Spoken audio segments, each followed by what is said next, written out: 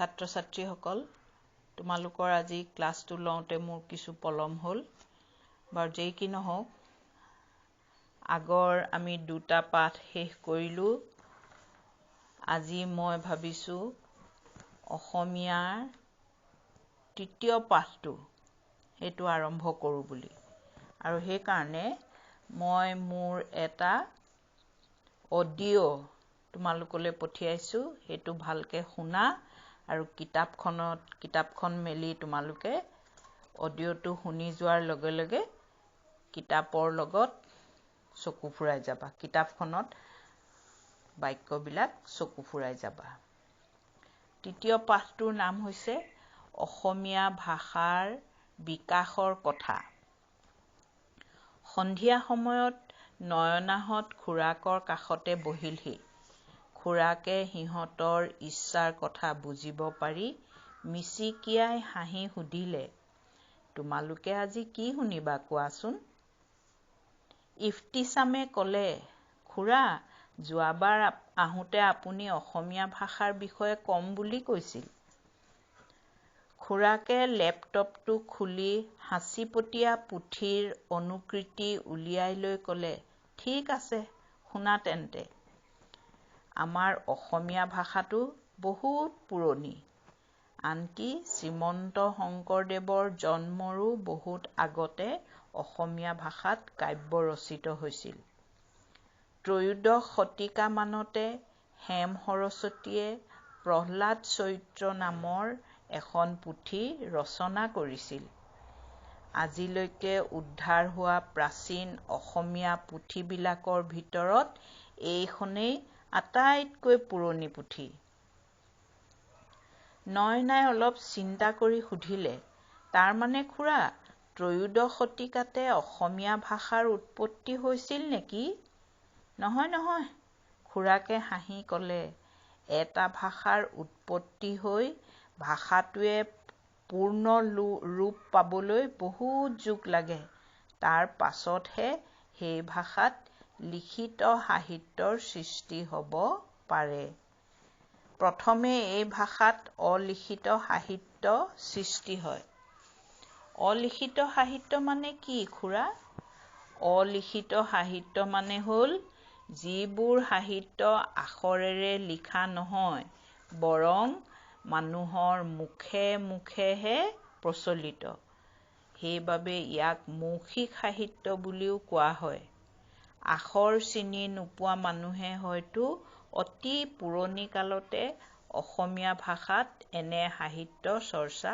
কৰিছিল বুজিলানে বুজিলো খুৰা এতিয়া শুনা ভাষা পৰিৱৰ্তনশীল অসমীয়া ভাষাও যুগে যুগে পৰিৱৰ্তিত হৈ আহি আছে সপ্তম শতিকা মানলৈ পূব আৰু উত্তৰ পূব ভাৰতত প্ৰায় একে ভাষাৰ প্ৰচলন আছিল তাৰো আগতে অসমত অৰ্থাৎ তেতিয়াৰ কামৰূপ ৰাজ্যত প্ৰচলিত ভাৰতীয় ভাষাটোত দুটা এটাকৈ স্থানীয় শব্দ সোমাবলৈ লৈছিল কাৰণ অতি পুৰণি কালৰে পৰা অসম বিভিন্ন জনগোষ্ঠীৰ নিগাজী আৱাস ভূমি সকলোৰে মাজত ভাষা সংস্কৃতি আৰু ভাৱৰ আদান প্ৰদান হৈছিল ফলত ইটো ভাষাৰ উপাদান সিটো ভাষাত স্বাভাৱিকভাৱে সোমাই পৰিছিল ভাষাৰ উপাদান মানে কি খুৰা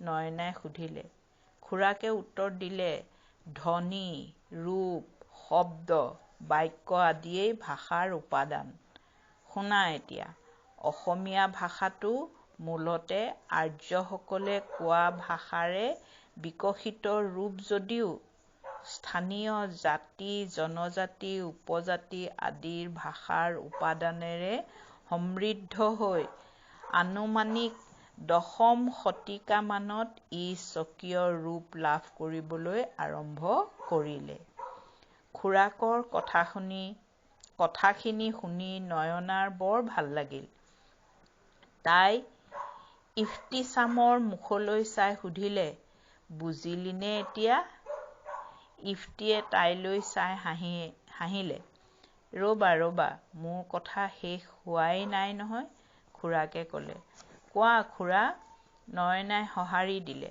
শুনা, ১০ম শতিকাতেই যে অসমীয়া ভাষাই আজিৰ ৰূপ লৈছিল এনে নহয়।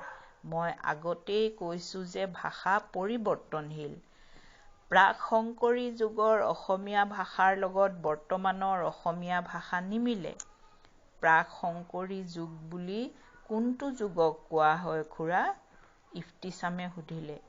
শংকৰী যুগৰ আগৰ যুগটো হ'ল প্ৰাক-শংকৰী যুগ। প্ৰাগ মানে আগৰ, মূল শব্দৰ আগত প্ৰাক ব্যৱহাৰ কৰি আগৰ কাল, স্তৰ ইত্যাদিক বুজোৱা হয়। অসমীয়া ভাষাটোৱে ইংৰাজসকলৰ দিনত নতুন ৰূপ লাভ কৰিলে। শুনি আচৰিত হ'বা আৰু ভালো পাবা যে পূৰ্বতে অসমীয়া নামটোৰ প্ৰচলন নাছিল। ইংৰাজ আমোলৰ সময়তহে অসমীয়া শব্দটো বেছিকৈ ব্যৱহৃত হ'বলৈ ধৰে। সেই সময়তে desk, bench, chocolate, table, pen, football, biscuit আদি অগণন ইংৰাজী শব্দ আমাৰ ভাষাত সোমাই পৰিল। এতিয়াও আৰু হয়তো ভৱিষ্যতেও অসমীয়া নামটোৰে আমাৰ চিৰচেনেহী ভাষা জননী পৰিচিত হৈ থাকিব। খুৰাকে অলপ চিন্তা কৰি ক'লে, লগতে জানি থোৱা যে অসমীয়া ভাষাৰ বিকাশৰ আলোচনাৰ ক্ষেত্ৰত বৈদিক, সংস্কৃত, প্ৰাকৃত আৰু অপভ্ৰংশ ভাষাৰ স্তৰবোৰৰ বিষয়েও অধ্যয়ন কৰিব লাগে। ডাঙৰ হ'লে নিশ্চয় এই বিষয়ে ভালদৰে জানিব পাৰিবা।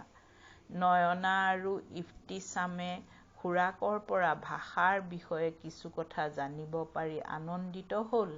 দুয়ো ভৱিষ্যতলৈ ভাষাৰ বিভিন্ন স্তৰ সম্পৰ্কে জানিবলৈ মনতে আশা পুহি ৰাখিল। আজি পাঠটো ইমানতে শেষ হৈছে। তোমালোকে মোৰ অডিঅ'টো শুনা আৰু কিতাপত এফালৰ পৰা নিজৰ চকু ফুৰাই যোৱা।